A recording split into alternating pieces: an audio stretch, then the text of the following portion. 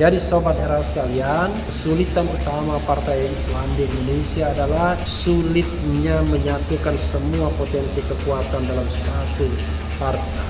Hal yang kedua adalah perpecahan di antara tokoh-tokoh Islam sendiri. Yang ketiga barangkali militansi dan konteks politik yang sudah berubah.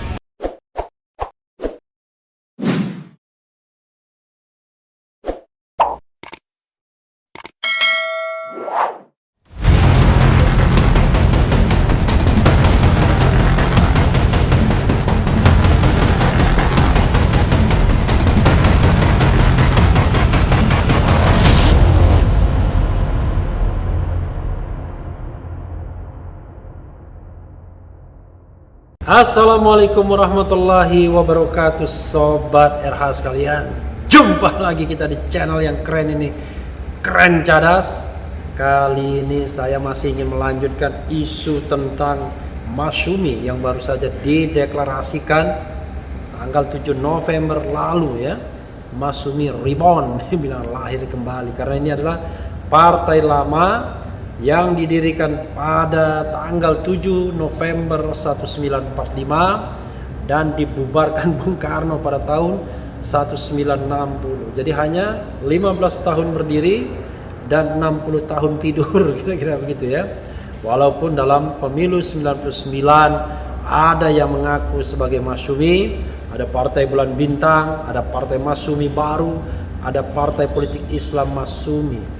Tapi semuanya tidak berhasil atau belum berhasil mewarisi Masyumi 1955 yang fenomenal, merupakan partai Islam terbesar dan bersaing ketat di konstituante dengan PNI, demikian juga di DPR sebagai partai nomor 1 dan nomor 2. Nah, kemarin beberapa aktivis mendeklarasikan kembali kami dan mereka sedang mencari ketua umum. Maksud saya mendeklarasikan kembali Masyumi, bukan kami ya. Dan sekarang mereka sedang mencari sang ketua umum. Ini ada berita sedikit ya. Masya Allah, bikin begidik Ustadz Somad masuk partai. Sebagaimana dilansir oleh wartaekonomi.co.id. Warta ekonomi ngomongnya politik ya. Online Jakarta. Partai Masyumi resmi dideklarasikan setelah dibubarkan Presiden RI pertama Soekarno pada tahun 1960. Kini para inisiatornya menyebut sebagai Masyumi Reborn, seperti kendaraan. Sejumlah tokoh mulai diajak untuk bergabung, di antaranya Amin Rais, Habib Rizik Syihab hingga Ustadz Abdul Somad UAS. Ketua Badan Penyelidik Usaha-Usaha Persiapan Partai Islam Ideologis BPU-PPII, seperti BPU-PKI ya, Kiai Haji Ahmad Khalil Ridwan mengatakan sudah berupaya mengajak UAS untuk menjadi anggota Majelis Syuro Masyumi. Kata Khalil, UAS mengaku siap. Mudah-mudahan UAS akan menjadi anggota Majelis Syuro karena beliau sudah bersedia menjadi narasumber di daurah pelatihan di Pekanbaru.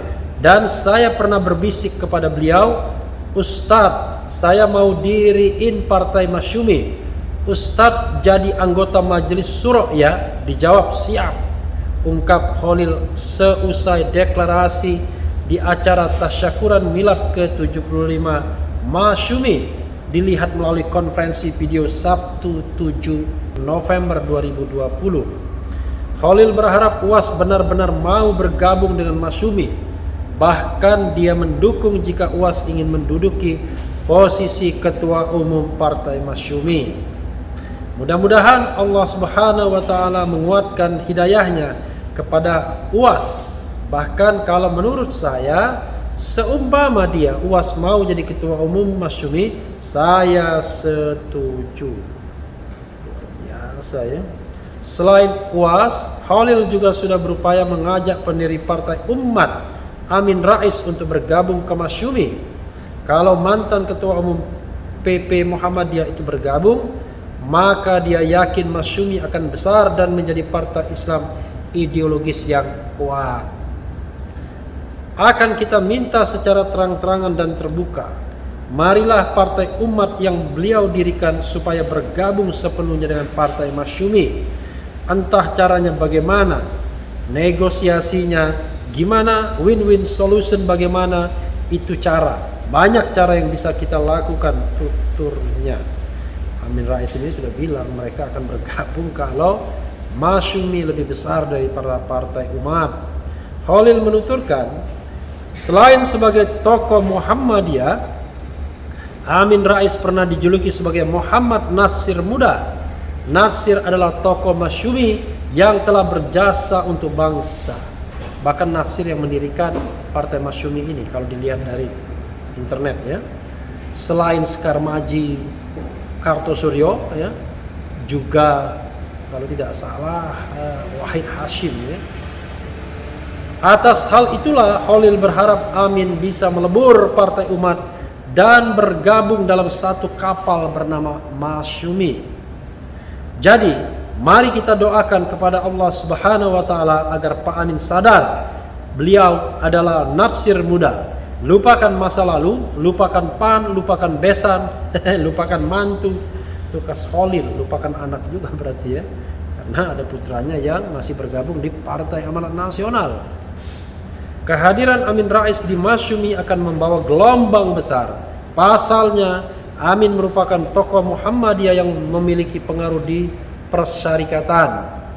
Saya yakin apabila Partai Umat bergabung dengan Masyumi akan didukung oleh anggota Muhammadiyah karena mayoritas anggota Muhammadiyah inginnya ada partai Islam ideologis sebutnya.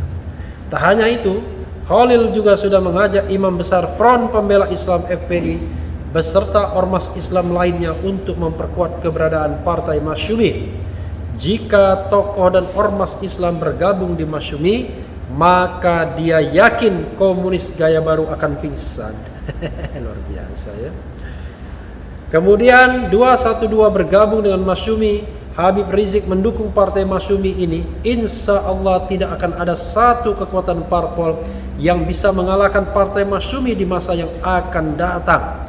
Partai komunis gaya baru akan pingsan kalau mendengar partai Masyumi bergabung dengan partai umat didukung PA212 FPI pungkasnya. Partai apa? Partai komunis gaya baru ya. Jadi sobat RH sekalian, selain UAS rupanya partai Masyumi juga mendekati Bahtiar Nasir sepertinya ya. Kita coba lihat ada berita yang UAS hingga Bahtiar Nasir diusulkan jadi kandidat caketum partai Masyumi. Ada juga ya. Dari kumparan.com, kurang lebih sama ya. Sejumlah tokoh kami berupaya menghidupkan kembali partai Masyumi yang sempat dibubarkan di era Presiden Soekarno. Ya sih ada memang ya. Salah satu deklarator Masyumi Reborn, Ahmad Yani mengatakan pihaknya akan segera membentuk majelis syuro untuk menentukan caketum partai Masyumi. Ada sejumlah tokoh yang diajak untuk menjadi majelis syuro partai Masyumi. Salah satunya adalah Ustadz Abdul Somad UAS. Jadi kemarin itu kan baru mengusulkan nama-nama calon anggota majelis syuro. Nanti rapat majelis syuro itulah yang memilih ketumnya. Itu nanti. Dan belum itu nanti, kata Yani saat dihubungi Senin 9 November. Untuk caketum ada sejumlah nama yang digodok. UAS selain ditawari menjadi anggota majelis syuro juga diusulkan menjadi salah satu caketum. Kandidat caketum lain yaitu Ustadz Bahtiar Nasir. Banyak sekali caketum, ada Ustadz Bahtiar Nasir. Ada calonnya juga dicalonkan UAS. Nanti musyawarah banyak tokoh-tokoh juga biar enggak kehilangan imbuhnya. Meski begitu, Yani mengatakan UAS ini masih terganjal dengan statusnya sebagai seorang ASN yang belum diberhentikan. Kan bisa berhenti sendiri kan? Sudah mengundurkan diri. Namun kata dia UAS memberikan dukungan penuh terhadap partai Masyumi. Cuma kan masalahnya UAS ini dia kan masih terikat dengan ASN. Kan sudah mundur dari ASN kalau tidak salah. Maka dia enggak mungkin seperti itu, usulan pemberhentiannya kan belum disambut kata dia. Ya kalau berhenti secara subjektif bisa, berhenti secara subjektif dan menjadi aktivis partai. Ex-politikus P3 itu juga mencontohkan dukungan UAS kepada Partai Masyumi. Salah satunya UAS memberikan materi kepada sejumlah anggota Partai Masyumi. Dia kan sudah memberikan materi, salah satu dia sudah memberikan dukungan penuh walaupun dia mungkin masih ada hambatan. Maka dia memberikan materi daurah dan sebagainya. Ada dari anggota khusus Masyumi itu, ujarnya. Kita juga akan bersilaturahmi lagi. Makanya belum menentukan kita siapa ketumnya, tanda senyani. Jadi sobat RH sekalian, kalau kita lihat partai-partai Islam pada era reformasi itu adalah cerita yang miris. Karena sejak pemilu 1999 partai-partai Islam tidak bisa berjaya. Yang paling besar suaranya paling PKB ya, Partai Kebangkitan Bangsa. Jadi kalau kita menyebut partai Islam adalah partai yang memang menjadikan Islam sebagai dasarnya, dasar partai tersebut selain Pancasila tentunya yang harus diterima, dan atau mereka yang berbasis masa Islam. Tentu semua mayoritas Islam, tapi identifikasi sebagai Islam santri misalnya menyatakan bahwa partai tersebut adalah partai Islam misalnya. Jadi tidak hanya ideologinya tapi juga masanya memang identik dengan masa Islam. Tapi kita tahu pemilu 1999 yang menang adalah PDIP. Nomor 2 adalah Golkar, nomor 3 PKB, nomor 4 PAN. Jadi hanya urutan 3 dan 4 saja partai Islam atau yang berbasis masa Islam. Pada pemilu berikutnya 2004 juara satunya Golkar, kemudian PDIP juara 2, tidak masuk lagi 2 besar. Pada pemilu 2009 bahkan 3 besar partai nasionalis semua, Partai Demokrat yang tiba-tiba menanjak, kemudian disusul oleh Partai Golkar dan PDIP. 2009 begitu, 2014 juga. 2014 PDIP kembali juara 1, kemudian Partai Golkar dan Gerindra kalau tidak salah ya. Jadi partai yang nasionalis juga. Nah, pemilu terakhir, pemilu 2019 jelas-jelas 4 besar adalah partai nasionalis. Dimulai dari PDIP secara suara, Gerindra, lalu Golkar, dan 4 Nasdem. Partai Islam atau berbasis masa Islam hanya nomor 5 PKB, nomor 6 kembali Partai Nasional Demokrat, partai 7 baru kemudian Partai Islam lagi yaitu PKS, 8 juga berbasis masa Islam PAN, dan 9 Partai P3. Partai yang paling kecil Partai Islam ya. Yang tagline-nya adalah rumah besar umat Islam, tapi sekarang sudah mengecil ya, sangat kecil, bahkan terancam kemarin tidak lolos parliamentary threshold. Jadi sobat era sekalian, kesulitan utama partai Islam di Indonesia adalah sulitnya menyatukan semua potensi kekuatan dalam satu partai atau hal. Yang kedua adalah perpecahan di antara tokoh-tokoh Islam sendiri. Yang ketiga barangkali militansi dan konteks politik yang sudah berubah. Ya, saya pernah mendengar misalnya partai Islam barangkali sudah tidak relevan lagi dalam konteks politik garam dan ginju. Ya, seperti yang pernah dikatakan Amin Rais, yang penting bukan ginjunya di bibir saja hanya nempel walaupun kelihatan merah, tapi politik garam tidak terlihat warnanya tetapi terasanya luar biasa. Nah, apakah sekarang politik garam itu akan terus dipegang ataukah sesungguhnya perlu gincu dan garam dijadikan satu ya? Jadi yang merasakan garam itu adalah bibir yang bergincu misalnya begitu. Artinya antara formal dan material itu menjadi satu, yaitu partai Islam seperti Masyumi yang didukung oleh mayoritas masyarakat Indonesia yang memang mayoritas Muslim. Dan memang partai seperti Masyumi adalah kenangan masa lalu yang mau dihidupkan lagi ideologinya. Partai ini baru berusia 15 tahun ketika dibubarkan oleh Bung Karno dan sesungguhnya baru 1 kali mengikuti pemilu. Jadi pengalamannya juga kurang. Bahkan generasi pertamanya tentu sudah hilang, sudah meninggal semua. Mohon maaf, bukan hilang tapi sudah berpulang semuanya. Hanya anak dan cucu. Jadi generasi kedua dan generasi ketiga masuk saja yang hadir. Jadi kalau kita lihat misalnya hiruk pikuk deklarasi kembali atau reborn itu kan tidak terlalu luar biasa. Hanya dihadiri orang-orang ya katakanlah mereka orang-orang yang sudah senior di atas 50, 60 dan 70 tahun. Padahal kalau kita bicara masa depan, termasuk masa depan partai politik adalah anak muda. Nah, mungkin saja Sobat RH sekalian, anak muda itulah yang kemudian mendorong deklarator ini untuk mendorong UAS. Karena UAS selain pandai, populer, cerdas, juga masih berusia muda yaitu 40 tahunan.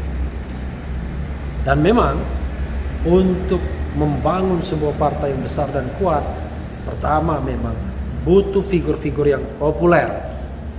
Dan yang kedua tentu saja yang kuat secara finansial. Fenomena ini ada di hampir semua partai politik yang tumbuh di era Orde Baru. PDIP identik dengan Megawati, Gerindra identik dengan Prabowo, Hanura dulu identik dengan Wiranto, PAN dengan Amin Rais, kemudian PKB dengan Gus Dur. Tapi sudah ada perubahan-perubahan sekarang ini. Nasdem dengan Surya Paloh. Hanya bisa dikatakan satu partai kader saja yang muncul di era reformasi adalah PKS yang berganti kepengurusan berkali-kali dan tetap eksis. Tapi hanya partai mediocre, bukan partai besar dan belum pernah naik di atas 5 besar ya, sepanjang yang saya tahu. Sekarang cuma urutan ke-7. Jadi Sobat RH sekalian, tantangan bagi Mas Sumi sangat besar. Satu, di tengah tidak populernya partai-partai Islam. Kedua, terpecahnya kekuatan partai Islam menjadi partai-partai menengah kecil. Kalau ini disatukan dan ada tokoh yang menyatukannya, mungkin saja ada harapan. Tapi kalau tetap serpihan-serpihan seperti ini, maka Mas Sumi Reborn ini mungkin hanya akan mengulangi cerita Partai Bulan Bintang, Mas Sumi baru dan partai politik Islam Mas Sumi yang hadir pada pemilu pertama reformasi tahun 1999 dan setelah itu tenggelam, kecuali Partai Bulan Bintang. Tapi ingat, belum pernah lolos parliamentary threshold. Ya, Sobat daerah sekalian, kita tunggu saja kiprah Mas Sumi Reborn ini selanjutnya dan siapa yang akan didapuk menjadi ketua umum yang akan menentukan arah perjuangan partai ke depan. Yang penting tetap di channel ini, karena di channel ini Anda akan dirayu, ditipu, dibaperin, dicecar, diuber pula di jalur khusus. Karena channel ini adalah channel yang mengancam, memeras dan membenci. Jangan lupa subscribe, like, comment, and share.